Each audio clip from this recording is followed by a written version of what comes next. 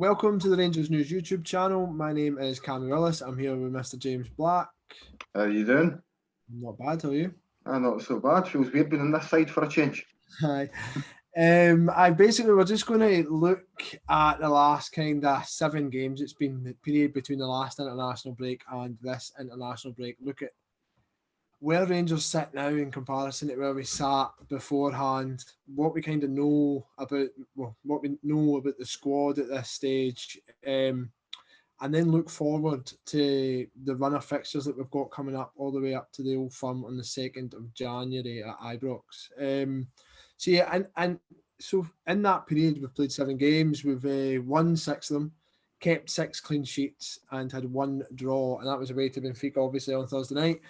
I think at the beginning of that run, you would have bit your hand off for those results. What's been your view on the last 7 games, James? Definitely, I think it's over the last 7 games. It's probably an odd choice of word here, but it's been really dogged. Just in that they've looked very much like a team they're very clear that they know what they want, where they want to be, where they want to get to, and they're relentless and they're ruthless. I mean, you look at some of the scores that they've put up, they've put some kind of really impressive score lines in, both defensively and in terms of what they're scoring against us. We go to Benfica and scoring 3 goals in and of itself. You know, it's a pretty impressive feat. You've got 8 against Hamilton on Sunday. There's been a few other games where they've went away and they've just looked very, very composed and just in control of everything. So yeah, it's been. I don't think many folk will have expected to have come through like the batch of games quite as comfortably as I think we probably have. I think that's a good word. I think the defence has obviously been a real highlight, how solid that we've looked at the back. And I think you're right as well with dogged. I think the Kilmarnock result probably stands out. But there's been a real maturity to the way that we've managed games. I think that up until Hamilton and obviously the Benfica match, it was all 1-0s and 2-0s that we'd won. I think it was 2-0 against Celtic, 2-0 against Standard, 2-0 against Livingston, 1-0 against Lech, 1-0 against Kelly. So they were kind of strong, robust performances. I think that the only match where we didn't have that kind of game management, which has been really kind of devoid a lot of the time since Steven Gerrard took over, was Benfica, where we at 3-1 looked as if we wanted to go on and score more goals, and we definitely didn't manage the game as effectively as perhaps Steven Gerrard would have wanted us to. But in the other matches, I think that the big thing for me has been a maturity in how we've approached them. When we've got ourselves in front, we haven't looked like slipping or any leads slipping away from us. We've managed to hold out games. I think the Kilmarnock game, again, I mentioned that stands out. And I think that, yeah, there's been some pretty big results in there. And obviously now we're leading the Europa League group with 7 points from 9, which again is another thing that I think that you would have bit the hand off for at the beginning. But for you, what's been the biggest result or results of that 7? The Hamilton one's the obvious one just because of the sheer scale of it. I mean, 8-0, as much as you've seen teams be handed some leatherings over the years, you're going back to the very, very start of the 1980s. For the last time they scored 8 in the top flight against somebody. So I mean, that one's definitely there. The 2-0 away to Standard Liège as well was a really big one for me. It's as good as Rangers have been in Europe. They tend not to have won games away from home in the group stages. Draws are kind of not par for the course when it comes to Rangers away in Europe. So when away to Belgium, looking as comfortable as they did, because that could have been 3 or 4, really.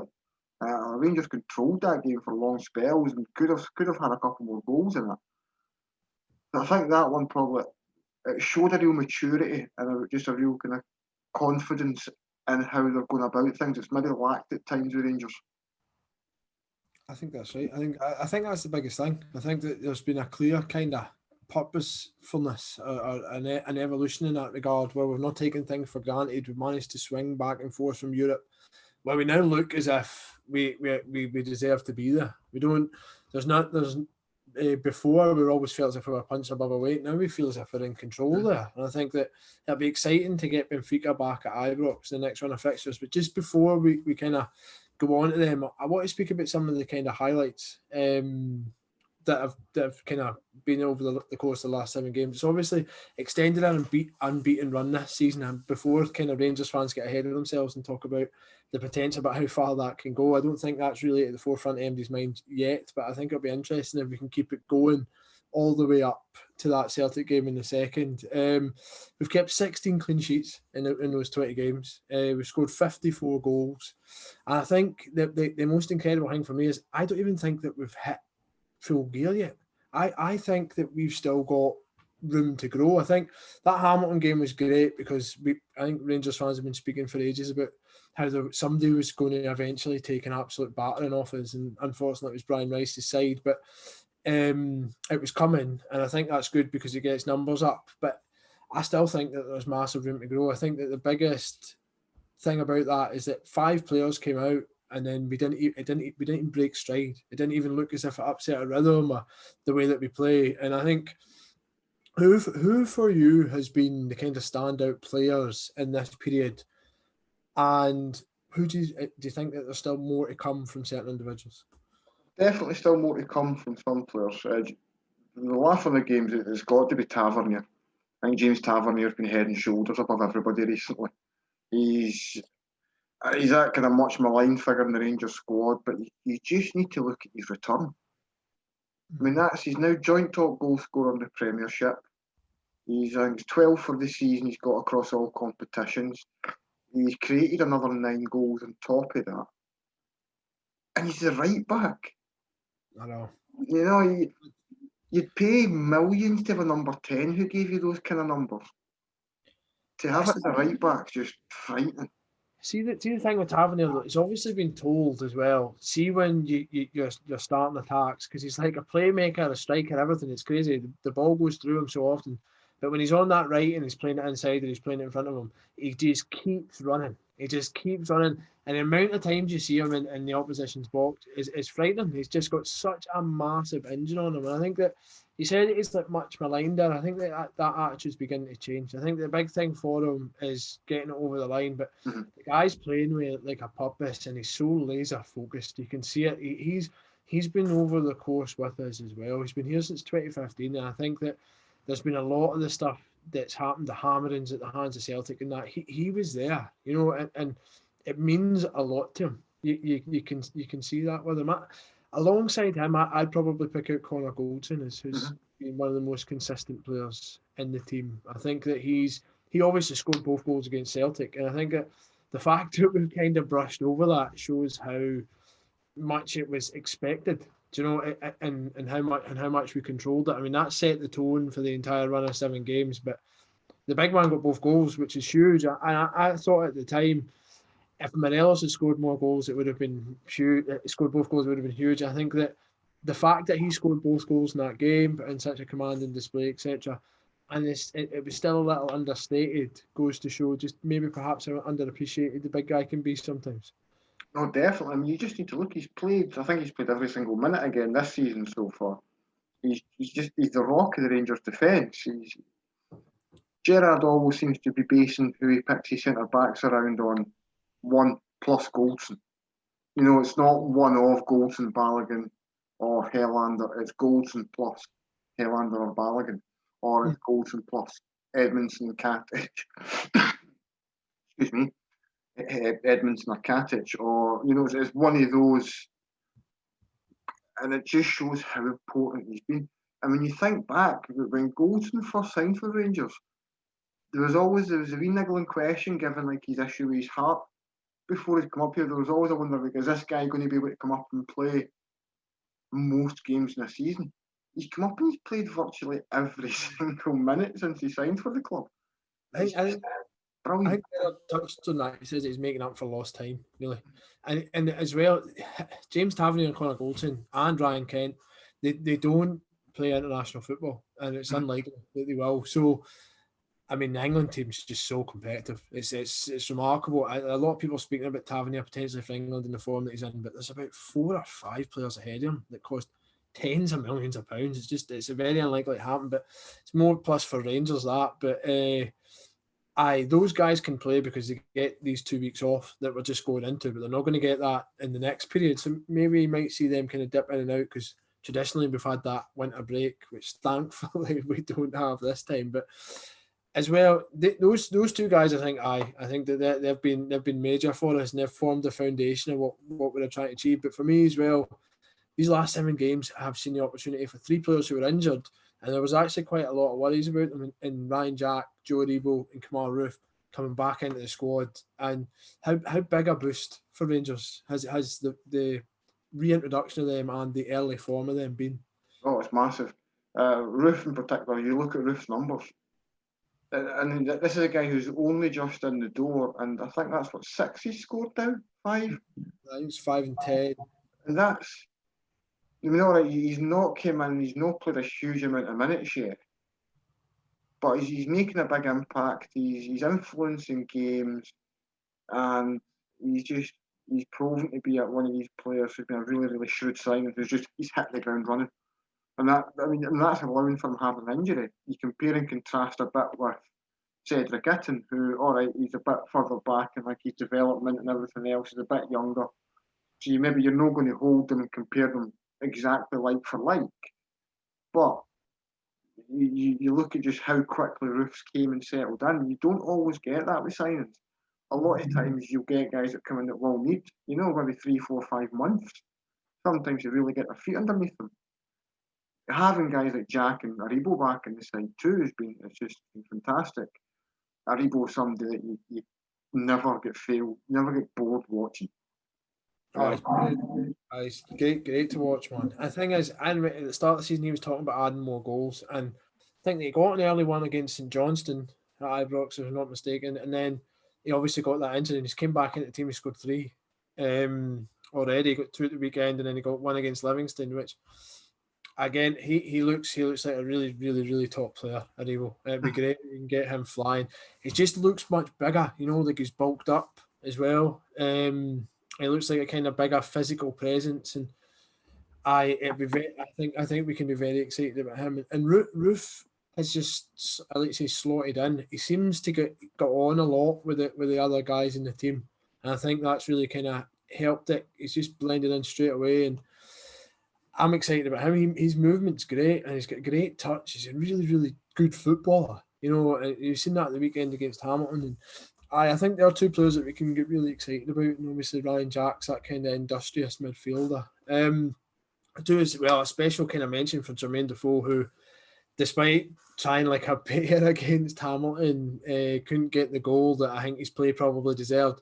But that finish against Livingston was absolutely superb. Like, just beautiful. Oh, it was the first time you watched, you're like, he's not meant that. He's got lucky, and it's one of the ones he's just hit it beautifully and got it perfect. But no, he's meant that every step. And you actually see him, he just kind of checks his stride just a little bit just at the start of it. It's such a fantastic finish. And there's been some beautiful goals they've scored in the last 7 or 8 games. And you've had Roof's one against Liège, you've got Defoe's one there.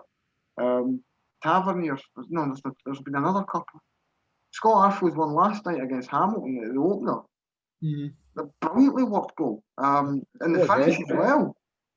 Yep, I love it. So Defoe's one against Livy was just brilliant. And it's one of these things, I think, that it doesn't matter how old you get, you can't teach that, and you've got it or you've not. Nah, he's got ice in his veins, man. He's just so chill. But the thing is, we've got him as well. I knew it was hands down. He was starting against Hamilton. I was like, you'll start him after that Livy game. But I mean, to have him, right? And then we've already touched on Roof. We've touched on Cedric Itten, who Gerrard gave man of the match for his performance against Kilmarnock. It was a hard working performance. I think that there's a lot more to come from him. And then, of course, Alfredo Morelos is now back in amongst the goals. He gets the winner against Poznan, and he scores again in Benfica. He absolutely loves that competition. And, well, yeah, he broke Alan McCoy's record. Do you think that, how potent could Rangers be if they managed to get Alfredo Morelos back firing like they did before? Well, I want to go into this in a bit more depth later in the week in a different video. But just let me put this back to you another way. See if you sit down and everybody's fit, what's Rangers' best 11? Oh, interesting. I think Morelos starts. I think you start Morelos every time, but the midfield's probably the most competitive one at the minute. I mean, you probably start Davis, Jack, and Kamara, but then you're taking out a wee bit of attacking kind of prowess for like an Aribo. So maybe, I mean, Davis, Jack, Aribo, but Kamara's been so good that he plays every single big game. I We think have the that Bongani Zungu show for 45 minutes on Sunday as well, and I mean, if that's not a confident performance for a debutant, I mean, good God, that was brilliant. I mean, with the greatest respect to Hamilton, they were hardly at their best yesterday, but to come in and to be spraying some of these passes about, and he looks a find. He's obviously eager to impress as well because he needs to break into the team. So he's going to have, in the opportunities that he gets, he's going to have to break. He's going to have to take them. I thought he was impressive as well, but hardly get out of second gear. I don't think he's just strolled it. Be interesting to see him. Another player that's got to come in. I mean, the strongest 11 thing you can say for this video later in the week. It's a really good question, and I think that it's symbolic of a wider thing at Rangers, which is the fact that we have so much strength and depth, and it's exciting. And there's still players to come in. I think touched on Morelos there. I think that if you can get him firing, what an asset that is to Rangers. On top of this kind of industrious, relentless unit that we seem to be at the minute. We don't even have like a striker that's just been firing. It's remarkable, and I think that you've almost got a position now where you could arguably take what is Rangers' most prolific, most potent centre forward, Morelos, and barely play him domestically for the next few months, and they could still have a massive impact on Rangers' season. I mean, that's the thing is he responds to the Europa League, and if it's going to be a case of keeping him fresh for that competition, so he can be in that kind of electric form that we see him there, I don't think Steven Gerrard will think twice. No. Because, I mean, we're sitting top of that group, right? We've got to take Benfica at home, who've lost the last two domestic matches. They were on unbelievable form before then, so maybe this international break comes at a good time for them, right? But we go into that game with them thinking that we can win. And if Rangers fans think that they can win Benfica, then we can have a proper dig at this competition. If we can keep players fit and we can keep the squad together, and there's a luck of the draw, I think that's something that we can get really excited about. I think that and like you say, if we've got a squad that is more balanced towards Europe for them games and one that's more domestic, and we find a good rhythm with it, I think that can only benefit us. I think that it benefits other players, keeps everybody happy and stuff. But it's interesting times. Now we'll look ahead to the next run of fixtures up until the Old Firm on the 2nd of January. And I think that for me, this is the most pivotal run of the season for us. I think that obviously the business end, well, I suppose the business end could be the most pivotal, but I think that if we can hold it together here and go into that and get a win on the 2nd of January, I think it would then be ours to lose. I think that it would be ours to throw away. And I think that this is going to be a huge month and a half. And it's one that I think that I'm confident Rangers doing well in it. So I basically, up until that Celtic game, we've got Aberdeen at home, which is just a massive return fixture. Benfica at home in the Europa League. There'll then be a League Cup quarter-final, which with Rangers' ambitions this season will be a must-win. We don't know who that's going to be yet. We think it's Standard Liège at home, so it's a run of solid home games, but we haven't even conceded a goal at home yet. We've barely even conceded a shot on target. It's then Ross County away, Lech Poznan away, Dundee United away. There's a run of Tannadice is an interesting one, perhaps, in there. We then get Motherwell at home, St Johnstone away, Hibs at home, St Mirren away, and Celtic. So it's a very, very busy schedule. How many games is that? 1, 2, 3, 4, 5, 6, 7, 8, 9, 10, 11, 12 games. Aye. So it's a run of 12 games. Of them, the home games, right, are huge. We've got Aberdeen, Benfica, potentially that League Cup game, Standard Liège, Motherwell, Hibs and Celtic. Do you think that we can win all those games? Yes, I do. It's going to be a really tough one, though. It's going to really need to see Gerrard making some really good use of his squad, because it has been one criticism at times before, where sometimes you get to run a games and Gerrard kind of gets a little bit stuck in his ways and will stick with players kind of when they're in or out of form. So, I mean, 12 games over what's a little more than maybe 6 or 7 weeks. It's going to need to see a good bit of rotation, a good bit of squad management, but every single one of those games on paper is absolutely winnable. It's just a case of putting that run of form together and getting to the point where Rangers are grinding ones out. Because it's something where you can go back through every Rangers team in history that's won titles. They will have spells of games where it's 2 or 3, 4 games in a row where you're not at your best players aren't firing, you're not getting that little bounce that you might get other times in the season, and you just need to get your head down and just grind away and get that goal that you're needing. So if we hit that sort of patch, if they respond to that well, yeah, absolutely, it could be a very, very positive run of games. The away matches are Ross County, Lech Poznan, Dundee United, St Johnstone and St Mirren. Do we have anything to fear? Having been to the toughest grounds in Scotland already, do we have anything to fear at those stadiums? No, the biggest threat to Rangers in these games is going to be Rangers. And I say that with a lot of respect for all these teams that we're going to go and visit, because they all have some good talented players who can do some damage to Rangers. But we've played everybody once over the course of the season. If I remember right off the top of my head, there's one, maybe 2 teams that managed more than a shot or 2 on target. So if we're going to be in a position where Rangers are brushing these teams aside at home, to then going to their place and you're having something to worry about, then I'd probably go as far as to say the Rangers wouldn't deserve to be champions this season. Mm-hmm. It's very much the kind of thing. And I don't know, it's maybe just a thing, it's maybe my age a little bit, where I'm used to seeing teams go to these places, and it doesn't matter whether it's Ibrox or it's St Mirren Park or it's Easter Road or Pittodrie. You go to these places with the expectation of 3 points, and I think that's where Rangers are now. I don't think it's always been the case the last 2 seasons.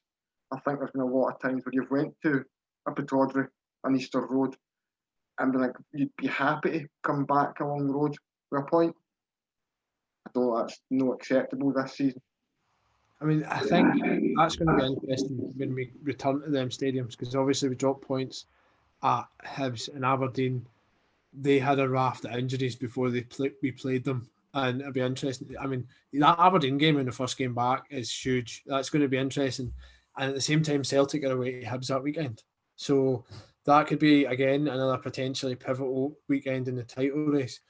And on them, by the way, they've had not their fans are melting down. I think that they've had a challenging month, but I think a hell of a lot of that's got to do with just how good we've been. And I think that if we keep up the pressure, then it'll be them that crack. And I think that we've seen early signs of that. I think that we just need to be mature in the way that we handle this and continue to stretch out our lead. I think before that, up until that Celtic game, they've obviously got to play a cup final against Hearts. That weekend they don't play. I think that they would have been away to Livingston that weekend, because I was looking at their calendar and I was like, how come they've got no away game against Livingston? But I think it's scheduled for that weekend and it'll be rearranged when they inevitably get popped out of Europe. But that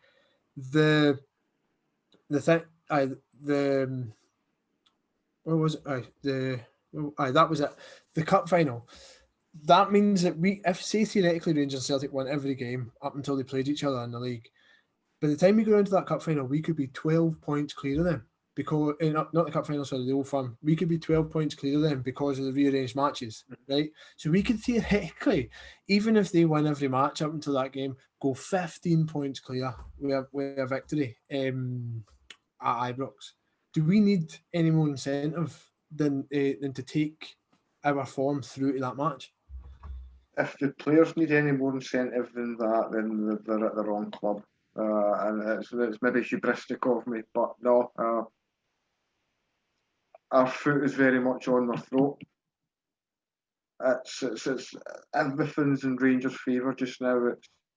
And there's still 3 Old Firm games to come this season, so it's not as if it's all wrapped and done and the title's over and done with. But it's very much Rangers' position just now that it's theirs to lose it from their own perspective.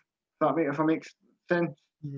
I mean, it's Rangers don't need to be looking at what Celtic are doing for additional motivation. They don't need to be looking at even what the gap is in the table.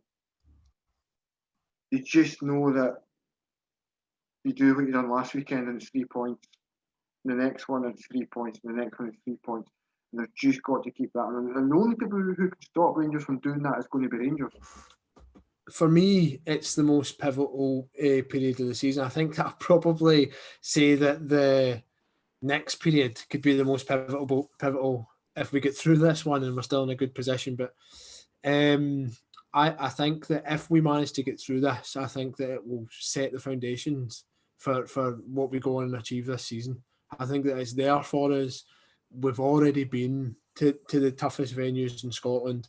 We've got a good run of home matches coming up. I just think that go out there and grab it, Rangers. And what's your final thoughts for us heading into this kind of latest just phase? Keep doing what we've been doing. It's a really weird one because at this point of the season, a lot of the time that you do tend to look at kind of where the negatives have been and where you can improve and kind of what the next step should be to get better.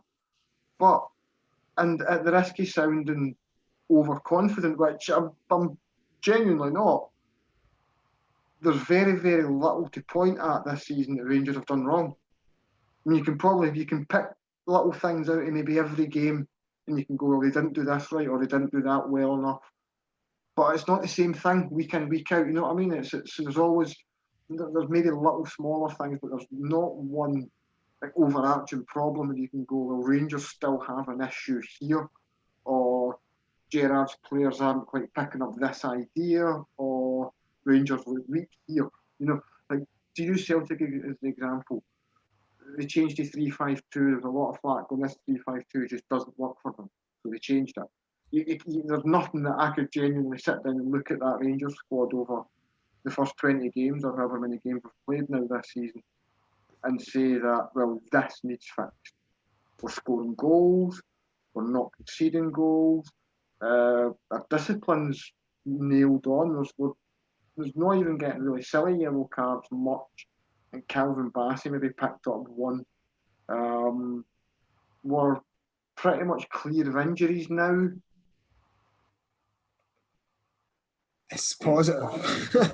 it is positive. I mean, I think it's important that we don't get ahead of ourselves. I don't think MD at Rangers will be, but it is positive. There's still so much to come. I think that it's hope. I look at it, I think that the way that we've been playing, some of the football that we've played and stuff, I just think that please just go on and be this successful Rangers team, because I think that it's got the makings of one of the best teams that we've had. I think that it could if we manage to go on and win silverware, I think that's the first hurdle, and then the next one's about doing it consistently. But I think that we've got some serious talent in that team, and I think that the period of time that Gerrard's been here, we've developed into a really, really well-oiled unit, and all that squad of players all play for each other. They all appreciate each other. They all enjoy it, and I'm feeling positive about the months ahead. I hope that I'm still thinking that come Christmas.